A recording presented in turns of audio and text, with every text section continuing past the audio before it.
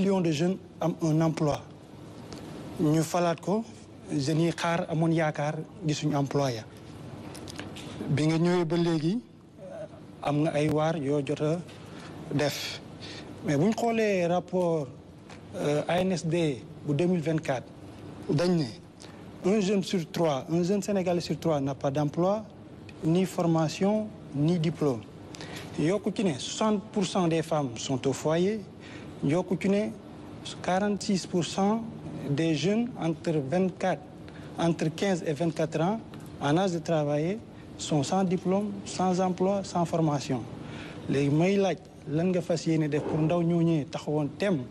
pour ñu fi nekkoon jóge fi bañ a nërmeelal suñu démocratie pour ndaw yooyu mën a am formation mën a am liggéey mën a am faj seen di soxla merci. merci beaucoup préoccupation bu mag la pour gouvernement bi lépp lu laale question liggéey ak xëyu ndaw ñi am na loo relaté malheureusement c'est le tableau formation professionnelle dafa des système d'enseignement bu ñu am dafa généraliste trop il faut nga dem ba am yenn njàng yu sori yi door a defi concours ñu door la recruter avec des places limitées parce que tant que c'est des concours ça signifie que c'est le gouvernement généralement qui recrute te c'est pas gouvernement mënul absorber le besoin d'emploi dans un pays boo xam ne la moitié de la population a moins de 19 ans et que 75% à peu près de la population ñu ngi am 35 ans wàcc suuf moo taxoon bi ma ñëwee dama ne dañuy compter sur le secteur privé bu fort parce que état da koy soutenir pour renforcer ko moo tax le ministère de la formation professionnelle et technique initié un programme bu am solo woowe ko la grande offensive pour la formation professionnelle parce que en fait c'est là ndaw ñu bëri wax nga leen amuñu emploi c'est que ndaw ñu bëri déjà parce que amuñu formation professionnelle ils sont pas employables loolu moo tax ba prochainement dinaa présider un conseil pour l'emploi sur l'employabilité et l'emploi des jeunes programme yooyu nag ñu ngi koy wéyal avec le ministère de la formation professionnelle à travers la finalisation et l'érection de beaucoup de centres de formation professionnelle ànd ceeg suñu partenaires yoo xam ne compagnonnage bi lu mu joxe en termes de formation professionnelle et d'insertion depuis que bu ñu fa nekkee ba tey mel ne par exemple les CFPT c'est des résultats dont il faut se féliciter et c'est là-bas qu'il faut appuyer beneen bi c'est aller ci secteur yoo xamante ne dañuy am capacité d'absorption main d'œuvre bu bari mais même main d'œuvre boobu il faut qu'elle soit de qualité te loolu d'abord critère bu am solo la pour attirer des investisseurs pour ñu créer des emplois dama toog récemment doon recevoir un investisseur mu ne ma jënd naa usine pare na depuis avant ñuy ñëw la ba tey mu ngi fi parce que code des investissements bi tel que le code est fait parce que loi la dañ ko wax ne yow fi nga bëgg a samp sa usine il faut nga créer 150 emplois mu ne man bu ma jógee mënuma créer 150 emplois mais mën naa créer 80 mais je préfère avoir que créer 80 emplois plutôt que créer 0 emploi surtout avec le risque que mu dem feneen créer ko fa di ba pare ñuy importer ba tey moo tax heureusement bi ma ñëwee fekk naa ñu nekk di réformer le code des investissements et le dernier atelier de partage bi ñu waroon def entre l'APIX et le ministère des finances et du budget def nañ ko ba pare li ci des pour ñu àgg ci vote nouveau code des investissements bi lu tuuti la ñu yaakaar nag xëy na code boobu bu ñu ko defee dinañ gën a attirer des investisseurs te dinañ gën a créer par ce mécanisme-là des emplois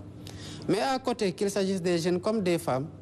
ñu ngi liggéey sur des projets démb annoncé naa le PAVI avec 107 milliards qui est destiné au financement des jeunes et des femmes à travers la création de 3000 coopératives agriculture élevage et une mise en valeur de 15 000 hectares comme ni ñu waree amee tamit près de 12 000 hectares dans le cadre du Promoren que j'ai lancé ainsi de suite donc il y a beaucoup de programmes avec les coopératives qui arrivent maintenant le problème actuellement c'est que li doon mobiliser la plupart de la population active dafa mobiliser tout le jeunes yi te mooy mbéy mi parce que production bi tollootul noonu parce que les surfaces ñu ngi wàññeeku liées à l'augmentation de la population, aux héritages successifs dans les familles qui font que nit ñi mënatuñoo téye li ñu am kese ci suuf tey pour jàpp ne lii lañ ci war a mën nañ ci béy. Donc on essaie de liggéey ci programme yu mel ni coopérative yi avec le ministère de l'Agriculture moo taxoon d'ailleurs ñu mettre à côté un secrétariat d'État aux coopératives et à l'encadrement paysan pour relancer une activité qui absorbe une main-d'œuvre importante mais en la professionnalisant par une formation bu tax agriculteurs yi mën a tirer le meilleur parti de la terre. Maintenant à côté ni ma ko waxee yàlla formation professionnelle et l'État aussi dans le cadre de sa politique de recrutement mu ngi ci di identifier ay niches yoo xamante ne ay métiers yoo xamante ne ñu ngi ciy liggéey et qui peuvent absorber une main-d'œuvre importante particulièrement ci métier numérique yi. loolu moo tax d'ailleurs ñu defoon le New Deal technologique parce que bari nañ ay sénégalais yoo xamante ne kenn nit ñi xam ko ou pas du ñu jóge seen kër seen ordinateur la ñuy téye te weer bu deewee dinañ fayeeku lu ëpp foofu lu koy xëy chaque jour di dem di xëy di gontu di fayeeku. Pourquoi?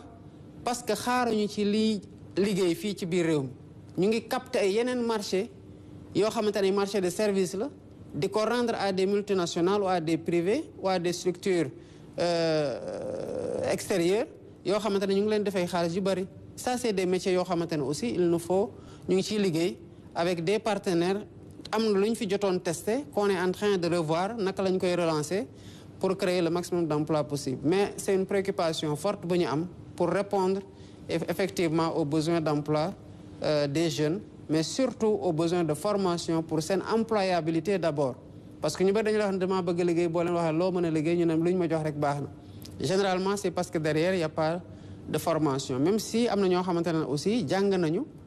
am nañu savoir mu dese leen savoir faire bu mën a tax ñu insérer leen dans le monde professionnel et c'est cette continuité formation acquisition d'un savoir-faire la ñu nekk di liggéey aussi pour que dans le cadre de la formation duale école entreprise que mu mën a am un savoir-faire bu apprenant bi di am dès que muy génn école pour bu ne mën naa lii duñ ko ne ana sa expérience professionnelle parce que boo amee sa doctorat am sa master sa ñaari master ñetti master ñu laaj la expérience professionnelle dañuy xool ndax yow am nga savoir-faire généralement formation duale bi dina ko dimbale dina ko combler mais surtout la formation professionnelle aussi ci métier yoo xamante ne du jàng ko nii dans le tas kese la mais da nga koy jàng am ci diplôme am ci reconnaissance ñu mën la employer partout parce que am nga savoir-faire boo mën a jaay à une entreprise. Très bien. Donc